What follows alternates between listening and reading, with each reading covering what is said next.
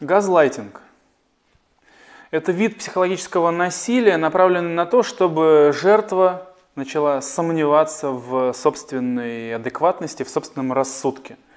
По факту это способ, как свести человека с ума. По сути, это один из шизофреногенных паттернов, это прием из боевого НЛП. Но из-за широкого распространения в личных отношениях этот прием как-то обособился в отдельный и получил свое название. Название взято из очень старого фильма 1944 года о том, как муж специально сводил с ума свою жену. Данный фильм в целом можно использовать как методическое пособие для юного начинающего психопата. Суть приема, суть техники по факту сводится к разрушению обратной связи в психике человека. Это работает потому, что в собственной оценке, в оценке собственной адекватности мы очень часто полагаемся на оценку других людей. Особенно близких людей. Частенько нам проще усомниться в собственной адекватности, в собственном психическом здоровье, чем предположить, что какой-то человек, любимый человек, близкий человек специально нам по факту врет. По факту делает нам зло, причиняет нам боль, занимается психологическим насилием. Нам просто тяжело в это поверить. Первый способ воздействия похож на наведение шизофрении. То есть один из самых распространенных симптомов шизофрении – это галлюцинации.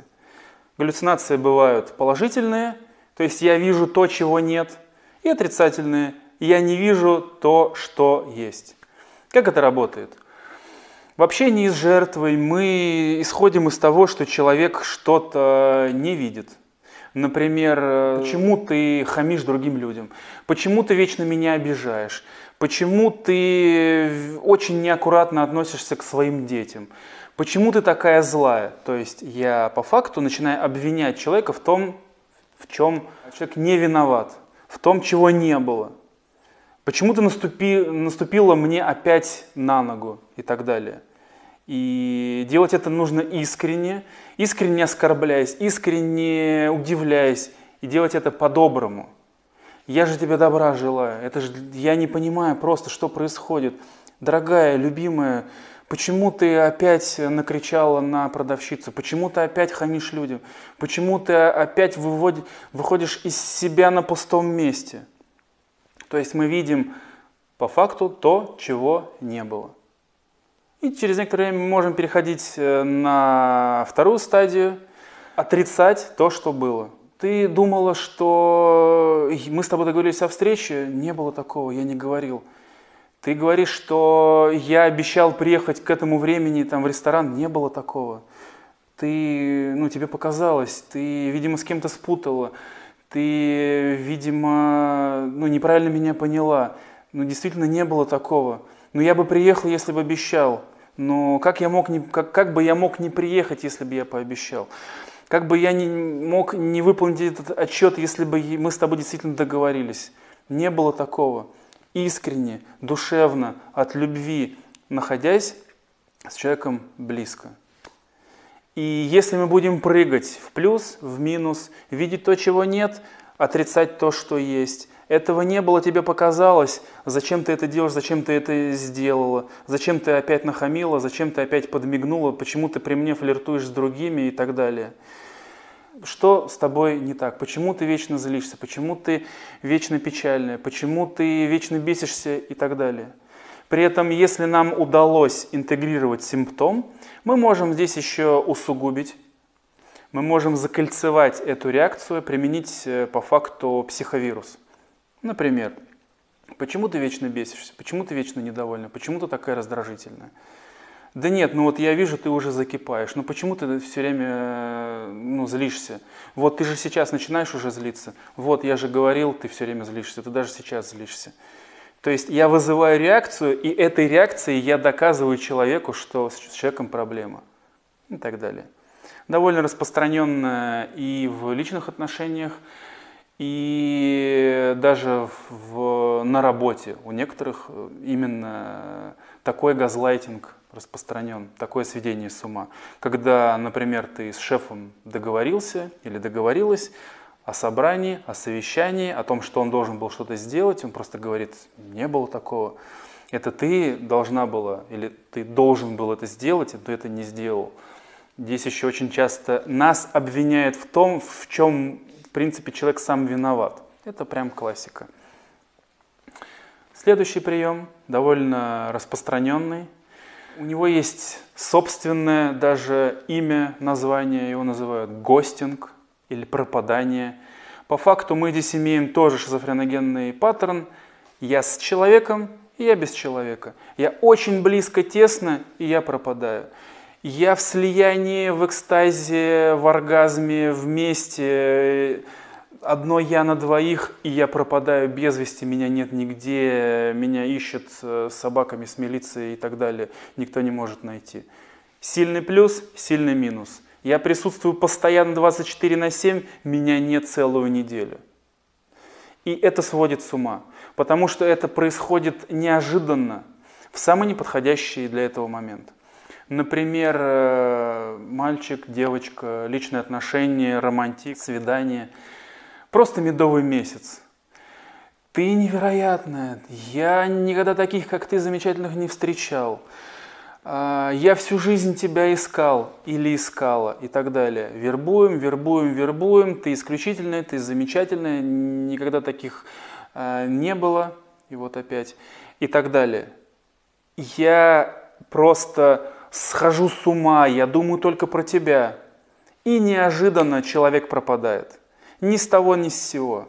Например, мы должны были встретиться в ресторане, он не пришел и исчез на неделю. Или он пошел за хлебом и исчез на месяц. Или мы должны были вместе ехать в какой-нибудь на море, допустим, и он просто не приехал в аэропорт. И, например, там девушка или там молодой человек полетел один или одна, и он исчезает на несколько месяцев. И ты не понимаешь, о чем думать.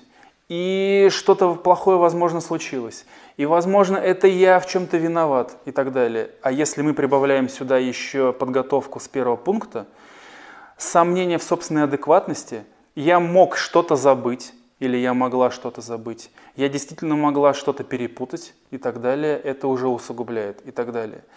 И самое интересное, в гостинге человек появляется, как будто бы ничего не происходило, ни с того, ни с сего. Дорогая, я так по тебе соскучился. Как-то вопрос, а где ты был? Да у меня просто командировка была, я же тебе говорил. Ты что, забыла? Ты, наверное, не обратила на это внимания.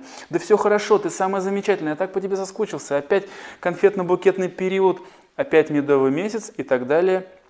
Ты начинаешь уже разогреваться, ты начинаешь уже понимать, что ты чего-то не понимаешь.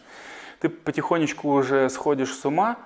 И как только ты более-менее отходишь от этого шока, человек раз и опять исчезает. Опять непонятно почему. Опять в самый неожиданный момент. Обычно человек, который осознанно занимается гостингом, осознанно разваливает, разламывает психику другого человека, он делает это в самый неподходящий момент. Чуть ли не перед тем, как сделать предложение руки и сердца. Прямо все к этому подходит, и происходит отдаление, происходит исчезновение тотальное, полное. Следующий паттерн, следующий способ, следующий вид этой манипуляции более жесткий, потому что он уже связан с психологическим насилием, обесцениванием, унижением. Это ты богиня, ты ничтожество. Обожествляем, уничтожаем. Плюс, минус. Близко, далеко. Тепло, холодно. И все это точно так же неожиданно на контрасте. Мы очень любим, я жить без тебя не могу, ты самая замечательная, я всю жизнь тебя ждал, ты вообще идеальная по всем характеристикам. Просто вербуем, вербуем, вербуем нещадно, чтобы у человека стерлись границы, 24/7 и так далее. А потом в самый неожиданный момент, да ты ничтожество, да кто ты такая? И начинается унижение, обесценивание, оскорбление, вплоть до физического насилия. Это сводит с ума. И непонятно по поводу чего, непонятно из-за чего. И ты начинаешь уже думать, а может быть, я действительно что-то сделала, или я что-то сделал, может быть, я действительно что-то со мной не так, может быть, я что-то сделала и забыла, и так далее. То есть, если мы по нарастающей идем, если применяются все эти паттерны, они работают как матрешка, они работают на усугубление. Я начинаю немножко сходить с ума, может быть, действительно я что-то сделал, я должен чувствовать, испытывать чувство вины и так далее. А потом ни с того, ни с сего опять происходит переключение, и после жестокости, после обвинений, после унижений опять медовый месяц. Опять плюс, опять я тебя люблю, опять я жить без тебя не могу, ты самая замечательная, ты вообще идеальная, и все, что я делаю для того, чтобы ты была счастлива и так далее. Это работает как в женскую сторону, так и в мужскую одинаково. Люди сходят с ума одинаково, то есть применяется в обе стороны. И точно так же я не могу даже поверить, что человек может так поступить, и я начинаю сомневаться в собственной адекватности. А когда я нахожу подтверждение, мне действительно плохеет. А когда мне говорят, что, слушай, тебе бы, может быть, там, антидепрессантов попить или транквилизаторов, или, может быть, к тебе к психиатру сходить, там записаться и так далее, с тобой что-то не то, тебе как-то плохо, ты как-то выглядишь странно, а тебе действительно странно. И этот психовирус начинает находить подтверждение, ты начинаешь понимать, что ты сходишь с ума. И уже исходить из того, что да, он прав, я схожу с ума, я не могу уже себе доверять. Следующая усугубляющая техника, это тоже, в принципе, отдельный шизофреногенный паттерн, но это подвид газлайтинга. Это обесценивание реакции. Я провоцирую человека на реакцию и обесцениваю ее. Я обижаю человека и обесцениваю то, что человек обиделся. Я вызываю в человеке печаль и обесцениваю печаль человека. То есть, ты чего расстроилась? Да это фигня, ерунда, чего ты напридумывала? Чего ты раздуваешь опять из мухи слона? Ты чего опять драматизируешь? Не надо здесь драматизировать и так далее. Или тебе показалось, что я тебя оскорбил, обидел, ну чего ты опять себе напридумал? Это же ерунда, это же я пошутил, это же шутка, ха-ха-ха. Ты что-то обижаешься по ерунде и так далее. Все же хорошо. То есть я провоцирую человека на очень яркую, тяжелую эмоцию и обесцениваю эту эмоцию или человека за то, что он эту эмоцию сейчас переживает. Ты испытываешь печаль, ты не должна испытывать печаль. Ты испытываешь раздражение, ты не должна испытывать раздражение. Тебе плохо, тебе не должно быть плохо. На самом деле тебе неплохо, на самом деле тебе хорошо. Ты просто напридумывала себе, что это плохо. Ты говоришь, что тебе плохо живется, и вообще тебе постоянно плохо, печально, да на самом деле тебе все хорошо. Ты просто на себе напридумывал, посмотри в зеркало, все хорошо. При этом они занимаются изоляцией своей жертвы от других людей, от соединением. То есть я могу прийти в себя, если я, например, от одного человека воспринимаю такое разрушительное воздействие, но я могу прийти к нормальным и восстановиться, то есть понять, что действительно со мной нормально. Или то, что я чувствую, это важно, это адекватно и так далее. То есть здесь в основном абьюзер, он свою жертву изолирует такое неправильным восприятием, своими эмоциональными реакциями типа обиды. Если ты хочешь пойти пообщаться со своими друзьями-подругами, как? Ты меня бросаешь? Ты опять меня бросаешь? Ты бесчувственная? Я буквально валяюсь у тебя в ногах. Я все для тебя, а ты меня бросаешь. Ты жестокая и так далее. Или искажением восприятия и интерпретации. Например, да они тебе завидуют. Ты думаешь, они улыбаются тебе? Да они смеются над тобой. Как только ты отворачиваешься от них и уходишь, они сразу же начинают говорить про тебя гадости. То есть отсоединение человека от других людей. Изоляция. Изоляция – это один из признаков, что к вам применяют психологическое насилие. Ну и еще один паттерн, еще один прием, который можно отнести к газлайтингу. Это еще один шизофреногенный паттерн, который можно описать как «я тебя обвиняю, я извиняюсь». Ты виновата? Прости меня. Или ты виноват? Прости меня. Ты не прав, я не права. Например, я обвиняю, унижаю человека, ты не прав, ты постоянно опаздываешь, ты постоянно грубишь, ты живешь неправильно, ты не занимаешься тем, чем должна заниматься, ты и так далее и тому подобное, а потом сразу же прости меня, я виноват. То есть я довожу до скандала, я довожу до конфликта, я довожу до унижения, я довожу до реакции. Как только я получил реакцию, я сразу же начинаю, я переворачиваюсь, я сразу же начинаю извиняться. Нет, прости, я был неправ, на самом деле все из-за меня. На самом деле здесь я не дорабатываю, на самом деле я здесь не делаю то, что я должен был делать. Как только человек оттаивает, отходит от шока, у него меняется реакция, уже он адаптируется к тому, что ты извиняешься, оправдываешься, просишь прощения, ты опять... Но на самом деле это все из-за тебя. Просто это ты мне испортила всю жизнь. Ты мне просто отравляешь всю жизнь. Из-за этого я такой нервный, из-за этого я не могу нормально думать. Это все из-за тебя. Все плохие вещи, которые в моей жизни случались, на самом деле это из-за тебя. Ты вот прям вот все, к чему бы ни прикоснулась, все делаешь неправильно. Как только человек погружается в сплин, как только человек проседает, мы... Не, ну, прости меня, я вот не прав, я, наверное, перегнул. Я не прав, что я так грубо разговариваю, говорю тебе такие плохие вещи. Переворачиваемся, обвиняем, извиняемся и так далее. И, соответственно, по вкусу добавляем все предыдущие. Ты неправильно это поняла, этого не было. Или почему ты так делаешь, почему ты этого не видишь, почему ты делаешь то, чего на самом деле нет. Я очень тесно общаюсь, потом раз могу исчезнуть. Или я могу хвалить, обожествлять, потом раз и обесценивать, и унижать, и так далее. Поэтому в основном эти техники применяются веером. Веером и невозможно подстроиться, потому что если абьюзер делает примерно одно и то же в течение долгого времени, ты можешь распознать эту игру. В основном все это применяется пачкой, веером. Теперь самое важное, как восстанавливать человека, как привести человека, порушенного человека в чувство, как восстановить у него целостность, рассудок. Основа помощи – это концепция истинного диалога, это истинный включенный диалог. Мы здесь говорим про включенность и присутствие, эмоциональное присутствие, эмоциональную включенность, то есть… Первое. Я вижу твои эмоции, я вижу тебя, я вижу то, что ты сейчас переживаешь.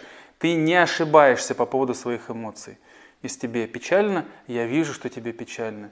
Если тебе плохо, я вижу, что тебе плохо. Если ты плачешь, я вижу, что ты плачешь. Ты имеешь на это право, и я поддержу тебя в любом твоем переживании. Я с тобой, в какой бы ты эмоции не была или не был. Второе. Я легализую все, что с тобой происходит. Это важно. Это действительно происходит, и это важно. Даже если тебе печально, это важно. Почему тебе печально? Расскажи мне по поводу чего тебе печально. Тебя оскорбили, что тебе сказали. И это действительно плохо. Ты действительно имел или имела право печалиться. Я бы тоже опечалился, если бы мне так сказали. То есть я вижу эмоцию, я понимаю эмоцию, я ее признаю, она нормальна, я ее легализую, и ты имеешь на нее право. Я поддерживаю проживание всех эмоций и говорю человеку о том, что они нормальные. Единственное, на что ты можешь опираться в своей жизни, это твоя эмоциональная реакция, какая бы она ни была. Ты по поводу себя не ошибаешься. Я здесь работаю чистым, правдивым зеркалом. А присутствие я привношу еще и свою реакцию. Например, тебе печально, у меня по этому поводу очень много сопереживания. Ну, если у вас действительно сопереживание есть. То есть вы делитесь тем, как вы на самом деле реагируете. То есть первое, ты очень важен или очень важна для меня. я вижу твои эмоции, и они тоже для меня важны, и они легальны, ты имеешь на них право. И я еще делюсь с собой. То есть, если мне хочется тебя поддержать, я говорю о том, что мне очень хочется тебя поддержать, или обнять, или просто сказать, что с тобой все в порядке. То есть, газлайтинг, он как будто интегрирует, он сеет зерна сомнения. Задача твоя, если ты реанимируешь человека, если ты собираешь эти зерна вынимать. С тобой все в порядке. Исходи из того, что с тобой все окей. Это аксиома, это то, на что можно опираться. Все, что ты чувствуешь, эти чувства адекватные, обоснованные, существуют. И я их вижу, и я вот так на них реагирую. И так далее. То есть интегрируем ты окей, с тобой все в порядке, я тебя вижу, я тебя чувствую, я тебя уважаю, я тебя люблю, я тебя признаю. И так далее. И я делюсь своим откликом. Что у меня в ответ на это происходит? Я чищу канал, я очищаю от искажений канал восприятия. Я по факту лечу способность другого человека смотреться в меня как в зеркало, эмоциональное зеркало.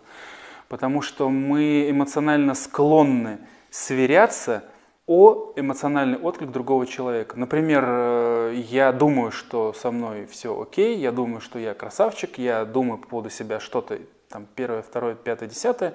Я выхожу в социум, я общаюсь с другими людьми, и если они на меня реагируют, что я окей, я понимаю, я нахожу подтверждение, что со мной все окей. А если мне как-то плохо, я не даю себе в этом отчет, они видят, считывают это плохо, и они говорят, что-то с тобой не так. То есть я сверяюсь с эмоциями других людей, с реакцией.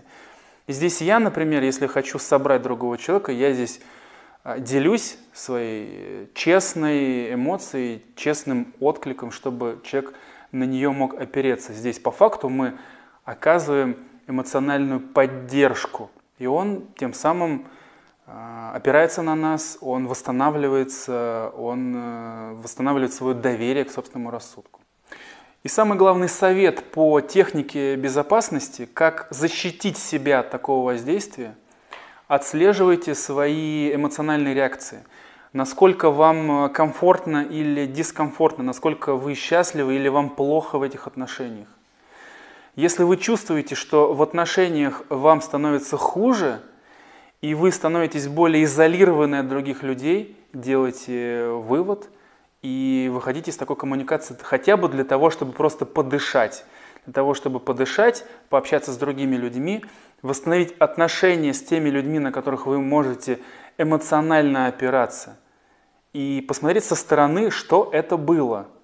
Потому что, находясь в таких деструктивных отношениях, находясь в шизофреногенной коммуникации, вы ее не видите. И плюс, если вы столкнулись с профессиональным манипулятором, профессиональной шизофреногенной коммуникацией, вас, естественно, будут держать за ваши ценности, подвербовывать и мешать выйти из такой коммуникации.